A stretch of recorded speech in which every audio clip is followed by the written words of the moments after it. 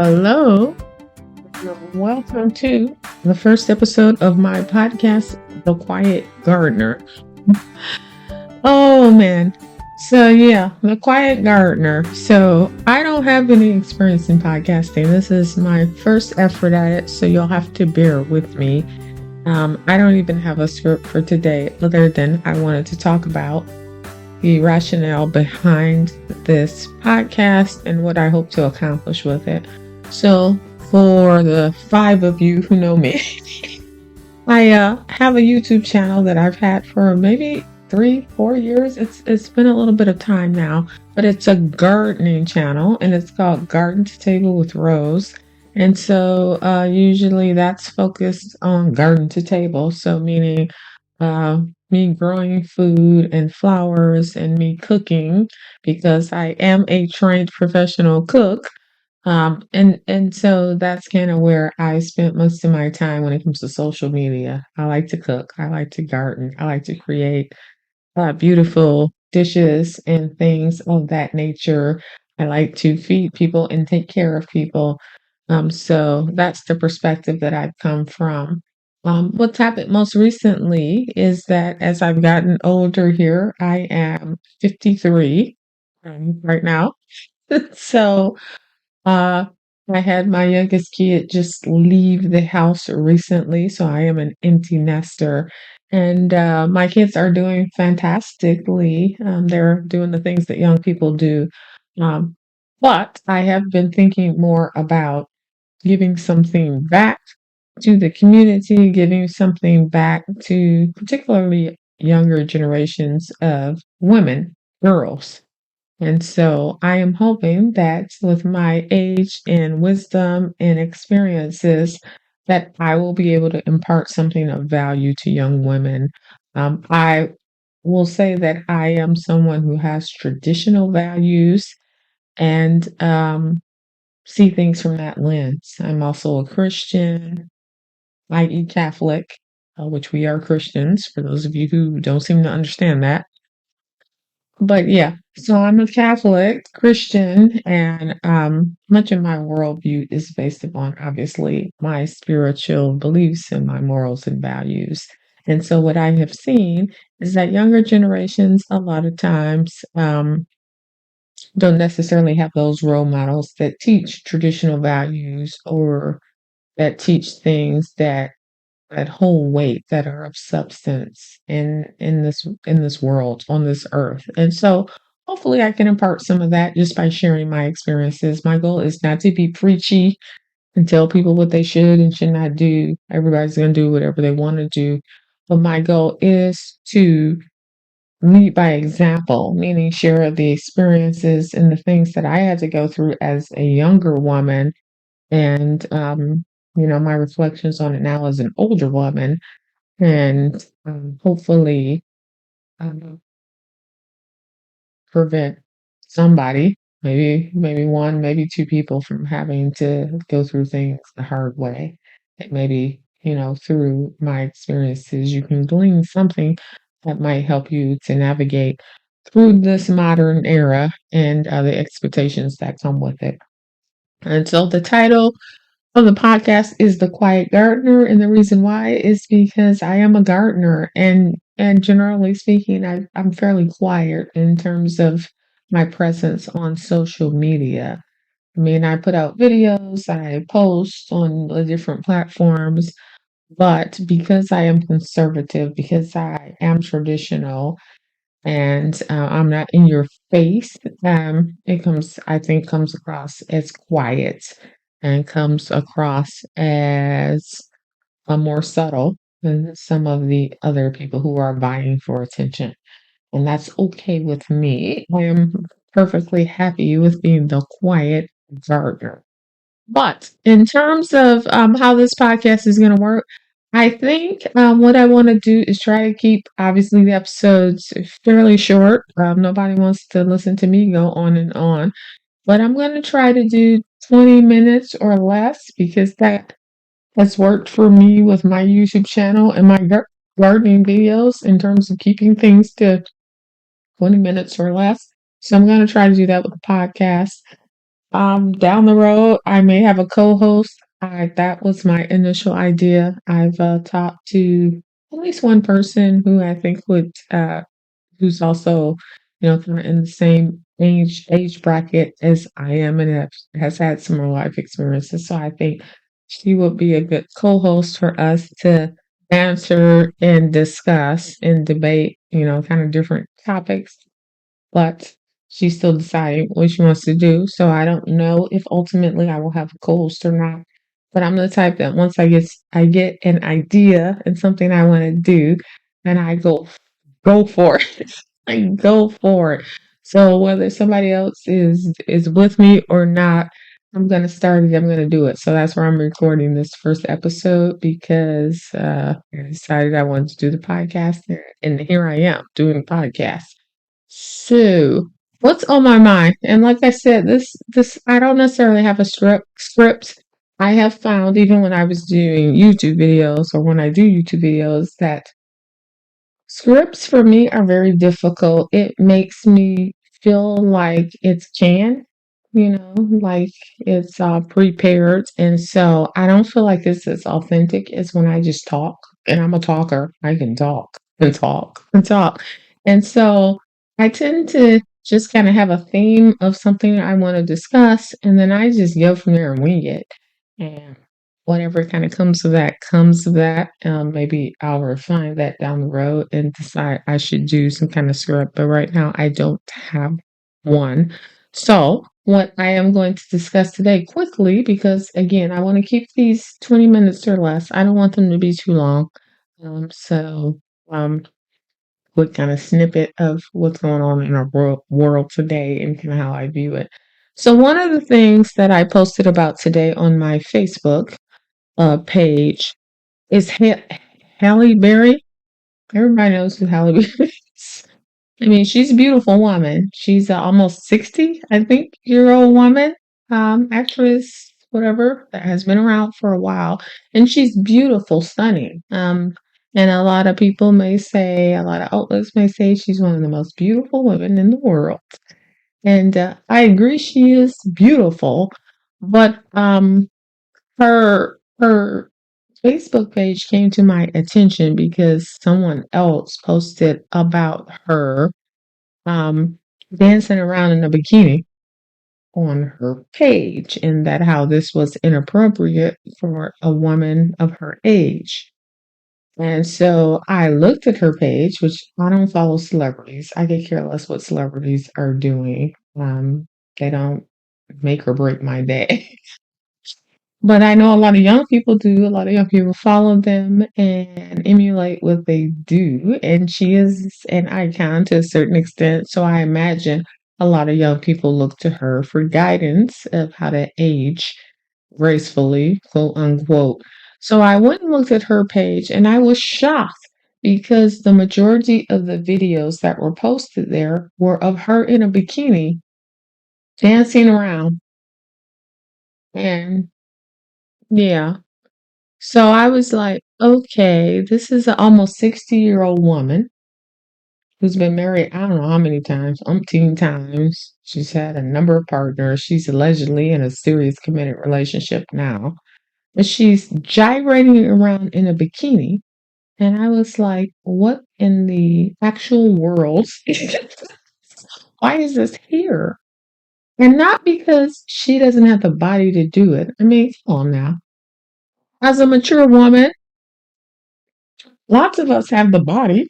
If we take care of ourselves, I have the body. I am fit. I am in great shape. Let me tell you, I probably have a better body than I did when I was in my 20s because I actually do resistance training and workout and all of that stuff now that I didn't do when I was young. Um, but I would never, never, ever, ever be caught in a bikini gyrating around on a video for anybody to see other than my husband if I were married, and I am not married.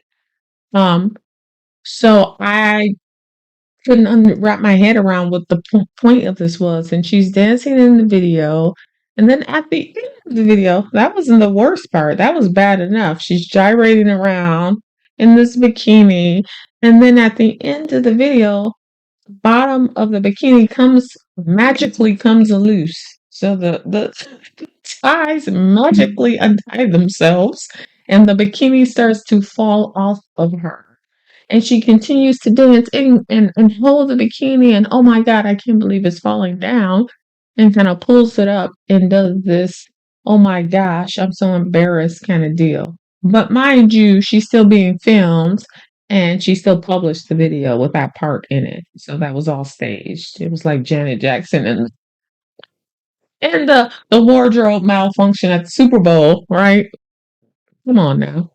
And apparently it was her significant other, her partner that was filming this, which we could go into a whole discussion about that. What kind of man is okay with his woman, wife, spouse gyrating around half nude in a video to be posted for millions of people to gawk at, which will be mostly men. 'Cause who else is looking at half naked women?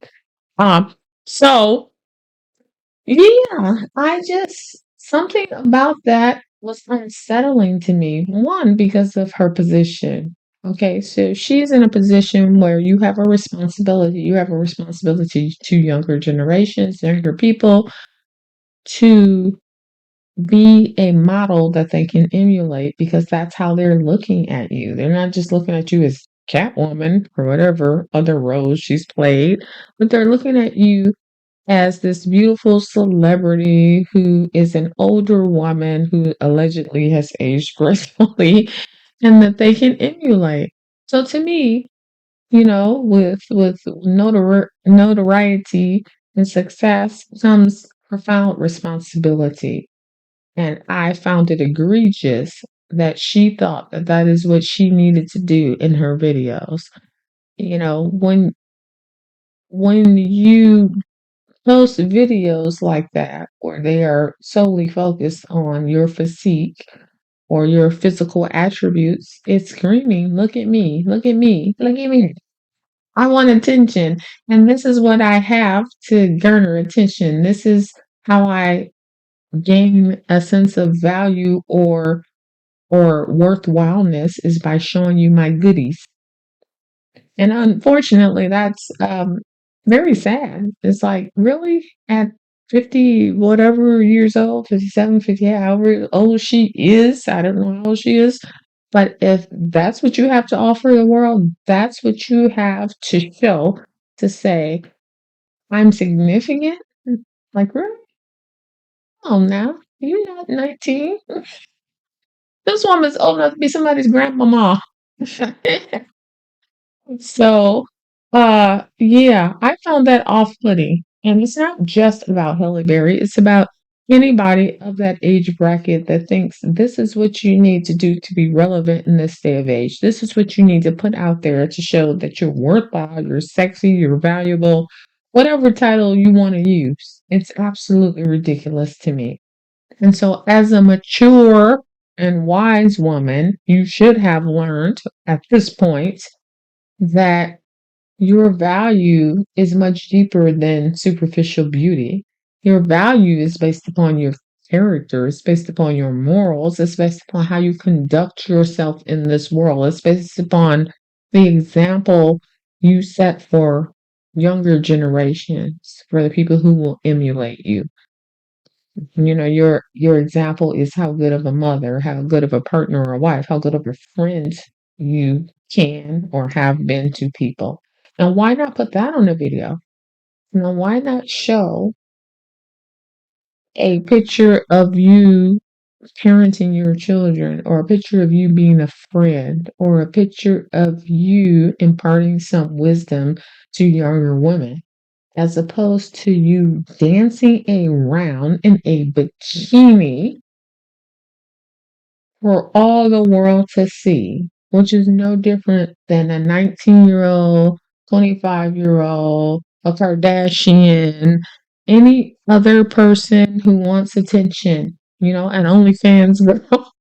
Like, what separates you from the rest? Now, all that. I will say for all of you who want to talk crap, don't come over here because I'm not about it. It's not a matter of envy. I don't envy anything superficial or anything like that. That's not what I'm about. I'm about character and substance and faith. Um, so yeah, so that was just the latest thing that came up on social media that I just was like taken aback by. I was just shocked. And I'm like, wow.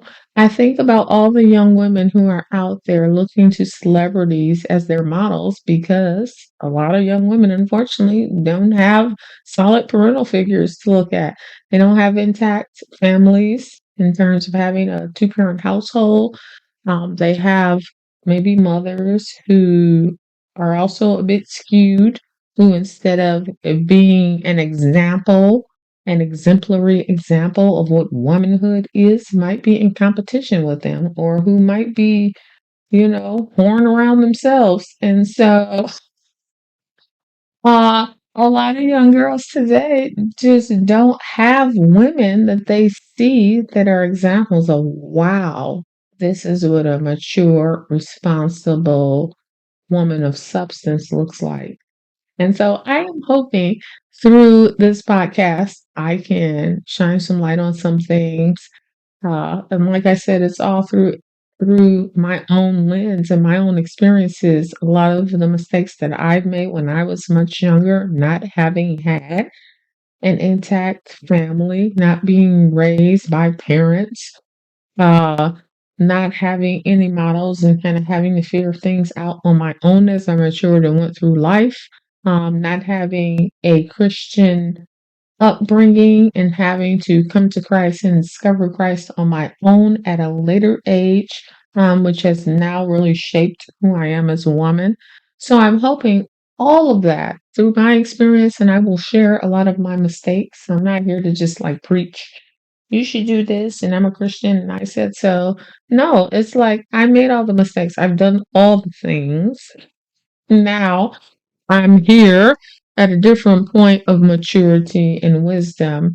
And so I think hopefully if you are the type of person that can hear something, hear somebody's experience and learn from that, you maybe can avoid some pitfalls.